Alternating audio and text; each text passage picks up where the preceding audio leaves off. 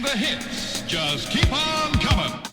It's a album with duets, isn't it? It is, and it didn't start out that way. When I'm not with you, I lose my mind. Give me a sign. I just honestly thought this is the kind of album that would be quite healing and put a smile on people's faces at this time. He belongs to me.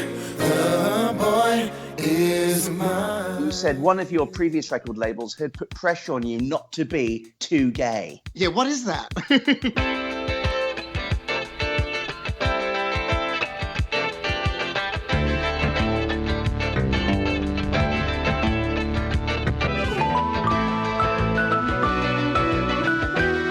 Welcome to This Way Out, the international LGBT radio magazine. I'm Lucia Chappelle. An independent Aussie revisits 1998. All that and more this week because you've chosen This Way Out. He's a gay Australian entertainer who should have been an idol and has definitely got talent. He's an activist who worked hard for marriage equality and performed at many rallies. His first album is on its way out, and This Way Out Sydney correspondent William Broom can hardly wait. I'm sorry that you seem to be confused. He belongs to me. The boy is mine. Greg Gould, welcome to This Way Out. How are you doing? Hello, William. How are you, my friend? I'm really good and even better for talking to you. Congratulations on your new album, 1998. How's Thank that doing you. in the charts? Well, it's the third week in the charts, and I just got a notification that we are the second highest streamed and bought album in Australia independently. Congratulations. That is absolutely fantastic news because I know you do a lot of work within our community and you've got quite a fine pedigree of performing, haven't you? Yeah. I've been professional for over 10 years, but I've always sung. I guess I would say that I sung before I could speak. You're a natural born performer. Something like that. Now, it's quite a brave time to be releasing a new album, isn't it, at the moment? It is, and we definitely had to make that decision. My team and I, my manager and I sat and had a chat about it. Well, we didn't sit because we couldn't be in the same room, but we did have a conversation whether we would wait until COVID was done. But we worked so hard on this record, and whilst we can't be performing it live for people, there is things like live stream, and people are I guess, more online at the moment, so we've got a more captive audience. So there's benefits to it. But I just honestly thought this is the kind of album that would be quite healing and put a smile on people's faces at this time. Because right now we really need to be uplifted, don't we? Totally. I'd set out to shoot music videos for all 17 tracks on this album because it's kind of my shtick. I don't just put music out, I put videos out that are thought-provoking, as I know you've seen. So I kind of thought to myself, I've got 6 or 7 of them done, so it gives me some time. And then when the time comes, we can be out with the people and gather, I can relaunch the album in another special way. So it kind of gives the album 9 lives like a cat. So you've actually adapted really well to this, it seems. Yeah, well, number one's a pretty good adaptation, I would say. and it's you know, we're finding different ways all the time to get it out to people. I mean, I had a really wonderful core response to start with, which was the groundswell of my fans that I've already got. But it's nice to see it reaching new people and new audiences. That's great to hear because you originally were going to release the album 2 years ago, weren't you? Yeah, 2018. But then I lost my stepmom to stage 4 lung cancer, and that was during the making of the record. I was actually in the studio at the time when I got the phone call to say that she'd passed, and it was a really, really horrible experience and a sad time. But now we can celebrate through her, and all the funds from this record go to the Olivia Newton-John Cancer and Wellness Centre. And 2 days ago, I received a beautiful video message from Olivia herself thanking me, which was a real moment. It was just incredible. I watched the video of Olivia Newton-John this morning, and, you know, what an achievement, what an accolade to get a personal video from her. Well, to be recognised by someone that's always inspired you is always a lovely thing. And I mean, it's Sandy. Sandy's saying my name. You can't beat that. Now, how are you coping during this lockup period? Look, I think that prior to releasing this record, I was very nervous, I would say. but I feel like this has given me drive and purpose. So my message to people is to find something in your day, every single day, that you can achieve, and it'll keep you going. And before you know it, we'll be back hugging each other and giving each other open mouth kisses. The sooner, the better. Yes. It's a album with duets, isn't it? It is, and it didn't start out that way. I never knew there was a love like this before. Love like this before, no. Never had someone to show me a love. Love like this before. It was definitely a 90s album to start with. So my biggest success to date is the release of Don't Let Go, which was an En Vogue cover. And then I re-released it with the lead singer of En Vogue, gorgeous Maxine Jones. 20 million views later, I thought, well, that worked. Let's do more of that. So I set out to do a 90s album. And there were a couple of duets that I sought after. And when they all said yes, I had more duets on the album than solos. And I thought, maybe this is the opportunity to have my duets album. It's actually, can you believe it, William? This is my debut album. Congratulations. I'd never released an LP before. I've done EPs, but never an LP. So I didn't really plan to have my first LP be a duets album. It's normally what you do when you're Tony Bennett and had your full career. You know what? It worked out for the best, and it's a really special album, and special for this time, I think. It's hard to believe it's your first album because you've been such a fixture of the Australian music scene for such a while. Yeah, well, I mean, being an independent artist, putting out albums is kind of a thing of the past almost. So I think because it is a duets album, because we've got so many people on there, it became an album. A lot of people just release singles or they do EPs. But yeah, I do plan on doing another album, though, an original album at the end of this year. Now, you're independent as a singer. Why aren't you part of a record label? Been there, done that. I felt like I was doing all the work, and that you know, I don't want to hand over my records to a label if I'm always just going to do the work anyway. So rather than be held up and not being able to make all my decisions for myself and own my recordings, I just didn't see the point in staying with them any longer. And I read an interview with you where you said one of your previous record labels had put pressure on you not to be too gay. Yeah, what is that? What is that about? What even is that? Like, that's the question I would have is, what is too gay? It's like, ludicrous. Why are we basing whether I should get a record deal or whether I should get a gig?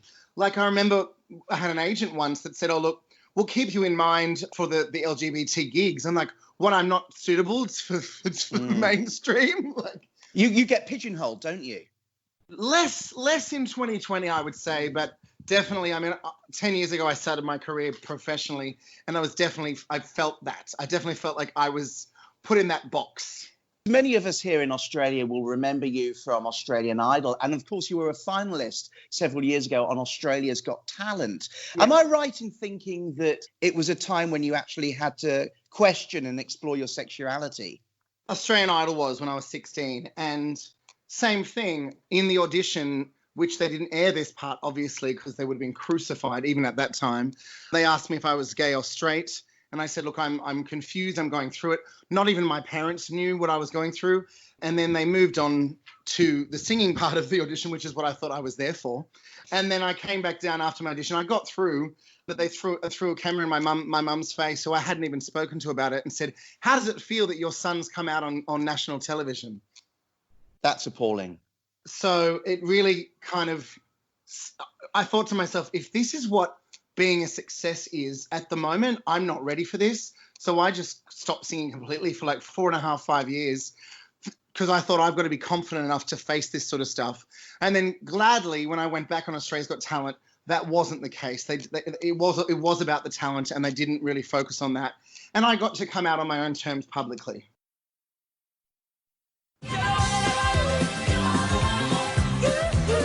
Hello, I'm Randall Kleiser, director of Grease, Blue Lagoon, White Fang, and It's My Party, and you are listening to This Way Out, the international radio show for all our sexually diverse communities. Greg Gould, you were very much involved in the marriage equality campaign, weren't you? Well, yeah. So just after the Australia's Got Talent stuff is when that became quite the topic of a few years of our lives, I guess. And obviously I did everything I could, put my voice to charity events to raise funds to fight. I stood up, online. I mean, the biggest thing, that's why I think Don't Let Go was so successful, is because I was sick of hearing all these excuses from the church and from different people saying, oh, but it's the definition of marriage, blah, blah, blah, blah, blah. I just thought, show people what we go through on a daily basis, which is where the Don't Let Go video came from. It's stories of discrimination. This is what we're dealing with. This is why it needs to change. And this is the message we need to send to the future generations so they don't go through what we're going through right now. You're a hairdresser. Now, hairdressers and other businesses are having it quite difficult at the moment. Here in New South Wales, hairdressers can remain open, but I know a lot of people are reticent about going. How are you coping with the situation? I think it should be no different than, so beauticians are closing, right? Why are hairdressers staying open? I mean, I obviously as a business owner would like to stay open as much and be thriving, but at the same time, it's more important.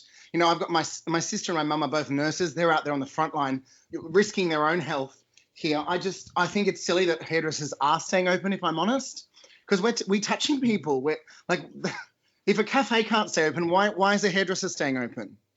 It's quite hard to process. I need my hair cut, but I'm struggling. Should I go to the hairdresser or not? I'm thinking, am I putting the hairdresser in danger? Are they putting me in danger? Well, we've actually stopped serving to the public. So we're a little bit different. We're an essential service. My salon caters to the disabled and autoimmune community. We take the extra time. Most of our customers are participants that we look after and have that extra time and care. So we're staying open. Today we've got 2 participants here. We're playing board games and keeping their spirits up. Because if you think about it, a lot of us are dealing with mental health issues at the moment because of all the stress and the uncertainty of life at the moment. They have that, plus they don't have the same processing skills that we have, so it's even harder. So it's important that they have a safe space to come. So really that's what I'm providing. We're not really doing much hair. We're just having a place that people can come and get out of the house for 5 minutes, because a lot of these people couldn't even leave their bedrooms in 6 months earlier. We don't want them to go backwards. You're doing great work in that regard. Now back to the album. I can't get enough of you, baby. I can't get enough of you, baby. I can't get enough of you, baby. Said I can't get enough of you, baby. Tell us some of these singers that you're doing duets with, because they're pretty big Australian names, aren't they? Yeah, and even international ones like Anaya Day, who was responsible for Horny in 1998, which is a nice synergy to my record because that was released in the same year that the album's named. We've got Damien Leith, who won Idol here. We have Katie Underwood from Bardo, Australia's most successful girl group. We have Tanya Doko, who sang Buses and Trains, obviously, which is still the number 1 Australian composition on radio for the last 25 years. And we also have Lynn McGranger from Home and Away, who you're a big fan of, and I know you've worked with as an extra on Home and Away. I love Lynn McGranger. Home and Away, for listeners overseas, is an Australian soap opera and one of the best jobs I ever had. And Lynn McGranger, probably the best actress I've ever worked with. Fantastic. She's incredible. She's incredible. I wish there were Oscars for music videos because she would deservedly win it. It was nice to see her in a different role because she's played Irene Roberts on Home and Away for 27 years now. So to see her take on this beautiful role of this mother of a bullied child it's really touching. What advice do you have for other singers, other performers who are perhaps struggling right now and at a loose end and not quite sure what to do? Now is the time to get creative. I'm doing the same. I'm setting up Skype writing sessions with people. I'm collaborating and trying to do, you've seen I did a video with Katie Underwood singing her hit Poison, having a bit of fun with music and taking the pressure off at this time, because obviously unless you had something ready to go like myself, it's going to be hard to get in the studio. So just take this time to be creative and reach out to people, because people are more likely to have more free time on their hands to get creative with you. Greg, 1998, why that title? So I was born in 88, so there's a nice synergy there, but it was meant to be released in 2018. Because of the death of my stepmom, it got pushed back, but it would have been the 20th anniversary of all those songs. Apart from that, it's just a great year of music. Billboard called 1998 the best year of the 90s, and I absolutely agree. I've got to agree. That was when we had people like Britney coming out with a lot of their songs, didn't we? Baby One More Time is on my album. My loneliness is killing me, and I must confess, I still believe. When I'm not with you, I lose my mind. Give me a sign. Hit me, baby, one more time. One of my favourite songs. I still remember the video. So finally, what does the future hold for Greg Gould?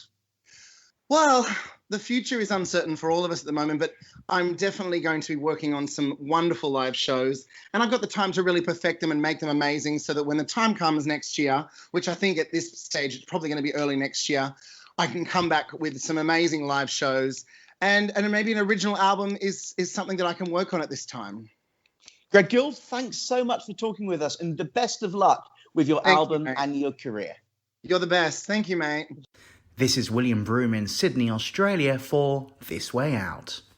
It felt so good. I want to do it. I want to do it again. Under a bus, I got hit by a train. Yeah, and it felt so good.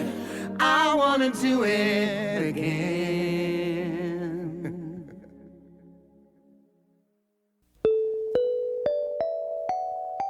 Thanks for choosing This Way Out, brought to you by the nonprofit Overnight Productions.